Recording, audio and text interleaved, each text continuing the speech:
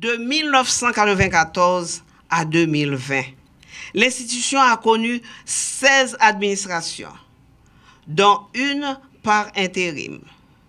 En ce moment spécial de la célébration de son 26e anniversaire, nous tenons à saluer leur passage et du coup témoigner à leur endroit la gratitude de la nation entière, en particulier les femmes haïtiennes. L'UMCFDF a une pensée spéciale à leur égard pour avoir apporté leur propre pierre dans la construction de ce grand édifice. Chapeau bas pour tout ministre qui passait dans tête ministère. Chapeau bas pour toute directrice générale pour contribution et portée pour mettre camper gros patrimoine ça. Respect pour nous, mesdames.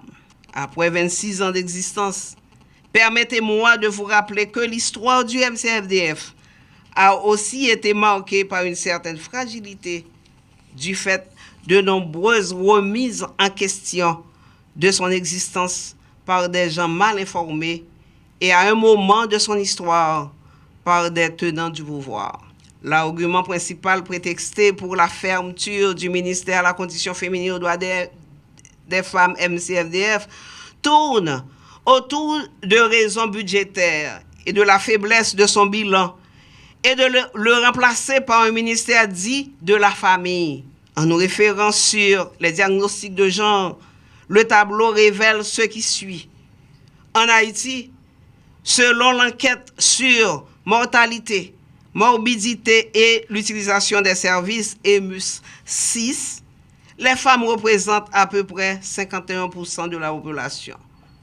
49,5% vivent en milieu rural, dont 33% sont des chefs de ménage. Les femmes jouent un rôle prépondérant dans l'économie haïtienne et elles n'ont pas d'âge pour travailler. 49,2% d'entre elles travaillent dans le secteur agricole, 70 à 75% sont employés dans le secteur de sous-traitance et 84% des activités de commercialisation de base sont le fait des femmes.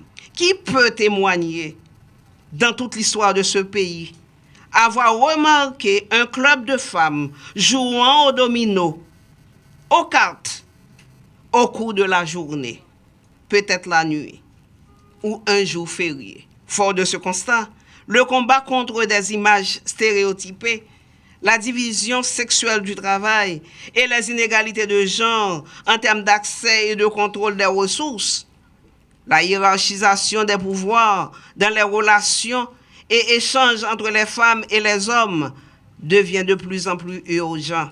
En plus, les conséquences sont non seulement néfastes pour cette autre moitié du développement que représentent les femmes, mais aussi pour la société dans son intégralité. N'en déplaise à ces détracteurs qui ignoraient ces réalités, le maintien de l'institution est de rigueur, car il est du devoir de l'État de combler ces inégalités.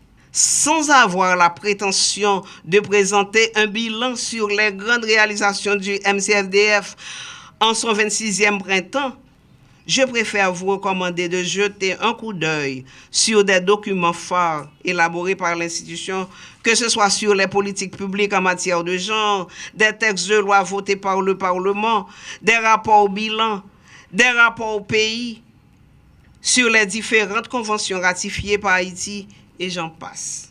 À l'occasion de la célébration du 26e anniversaire du MCFDF, mes remerciements spéciaux vont au chef de l'État, le président de la République, son excellent Jovenel Moïse, qui soutient toujours toute initiative du ministère visant à faire avancer la cause des femmes haïtiennes. La première dame de la République, son excellence Martine Moïse, qui se révèle toujours une alliée sûre et certaine du ministère. Le chef du gouvernement, le Premier ministre, son excellent Joseph Joute, qui dit-il souvent être du côté des femmes et n'aménage jamais ses efforts en vue d'accompagner le MCFDF.